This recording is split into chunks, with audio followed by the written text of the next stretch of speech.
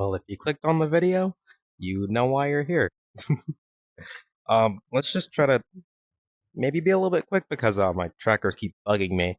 But that's besides the point. So, after like I would say my 10 years of being in the furry fandom, there are definitely like lots of cool things that I have found out. Like social, like oh god, holy voice crack! You didn't hear that. Like social wise and just overall creativity, art, like just wide variety of things. Like this genuinely is like I would, in my opinion anyway, one of the best communities, but it has its falters like a lot of the other ones do, unfortunately. So, like I was saying before earlier, one of the best things that I've seen and I've seen people make is just really, really good like persona art of like their characters and whatnot. Oh my god. You had no idea how jealous I just had you and how much you wanted to make your own character, or ooh, I want to draw like that, or ooh, I want to be able to do things like them. Like, there's no way that's just me, right? Like, I've been feeling that since like I joined it like 10 years ago. And literally, like, just working with like art at this kind of level is just it's really great. It's honestly one of like the best, if not like the thing that's literally kind of holding it in place, I would say, and I'm pretty sure almost everyone could agree with me on that. But like literally, when you had that feeling where you really wanted to make an OC, but you just didn't know fucking how, like you just didn't have the creative skill to do it. Like, anyways, that's another thing that is a part of my persona that I was gonna say. So literally, it took me like 10 years to get here. And honestly, I'm really proud of myself. I have like another OC as well, but that's something I'll show you guys for another time. I'm lying. I'll probably switch to it mid video. But yeah, so like literally just creating characters and just being in your own kind of little world, making up your stories while you're just sitting there, you're thinking and you're drawing, or you're doing your little 3D substance painter project for your VRC avatar or something, or a character that you plan to animate is just I love that. Or just like taking my characters and making like ASMRs out of them. Absolute peak. Like there's just so many things you can do with like art related stuff in the fandom, and it's just fucking awesome. Which is like what it's built off of. You'd hope that that's the case. Oh, also, like literally, I almost forgot to mention. So like one of the great parts about the furry fandom as well for people who are introverts like me. I am introvert big time. I do not like talking to people whatsoever. And like literally I've been like this my whole life. Like I know like that was caused for people by the whole COVID thing, but no, I was always like that. Um so one of the things that I really like is literally the fact that you can do like persona and personality first when I meet someone instead of just bang, here's a person, bang, here's all their flaws immediately, bang, here's all of that. It's just it kind of weighs heavy on me. Like I don't know, I don't really handle that stuff super well. Like don't get me wrong, I can. In like the right context and situation, I can handle it. But in an online space, it's just when I'm coming online to just chill and make my videos like I'm doing right now and make my characters and just do all that stuff. It's just not something I really want to do. So I like my approach of cool character and cool or attractive character, depends, and personality. And then as I get to know the person, I get to slowly reveal more about myself as I can start to trust that person, just to give you guys a little more context. And I'm sure this is just the same for a lot of other people as well. Probably not the exact same, but probably something similar if you're within the furry fandom and you're not really extroverted.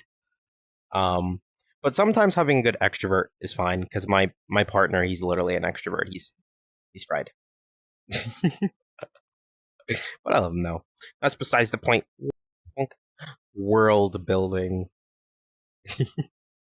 So another thing that I find quite interesting, and this is I'm saying this all off the top of the dome. I have no script because I don't do that for content.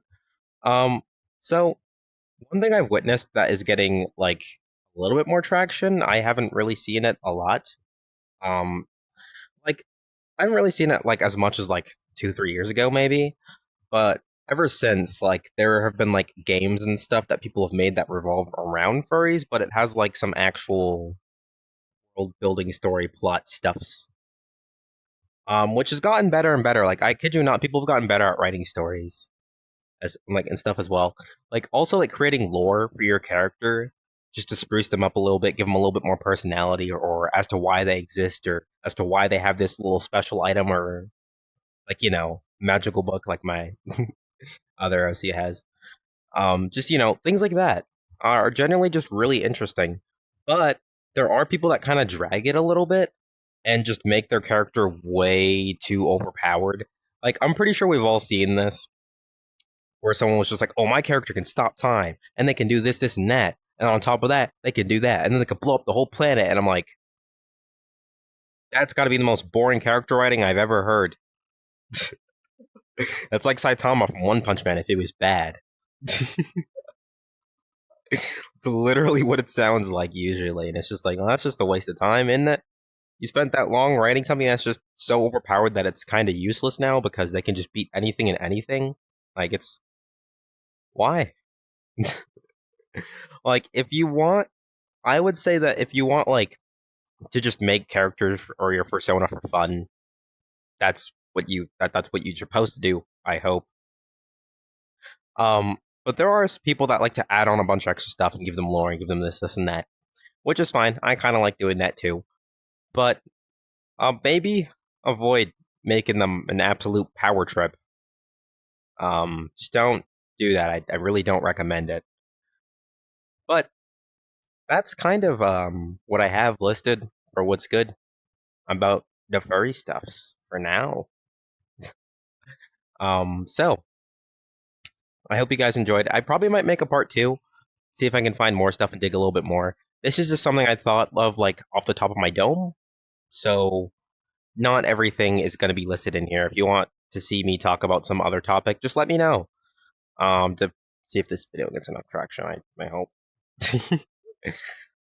But genuinely, my 10 years within the furry fandom has had its ups and downs. But I'm gonna be honest, I've had more ups and downs recently. So more ups than downs. Oh, my controller turned off. Why did it do that?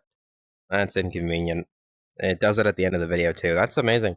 So oh, tip to you guys. Wait for the Steam frame if you want to have a non-buggy experience in VR with your controller sometimes turning off. Do not get the Quest Pro if you're not a content creator. That's a tip from me to you. I'm gonna wait for the Steam frame to get that so this shit stops happening. I have to restart it now. Oh my god. Of course I do. Yep. Shut off, controller. Go ahead. I'm gonna have to end the video now, but you wasted my time. See what you're doing? You love wasting my time. So now I have to do this, and now they're stuck on this screen right here. See? Yep. Thank you, Meta, for making really clunky dog shit stuff. I mean, I love the Quest Pro, but at the same time, the controllers are extremely annoying. I do not recommend buying them unless you want like full range of freedom. But like even then, it's still kind of iffy. Ooh. All right. I'm just gonna wait for that to turn on, and then I'm just gonna restart the controller. Anyways, you guys have a good day. Bye-bye. Bye-bye. Oh, my hand's back. Yeah. Oh, my hand's back. Yeah, I can. Yep. Bye bye.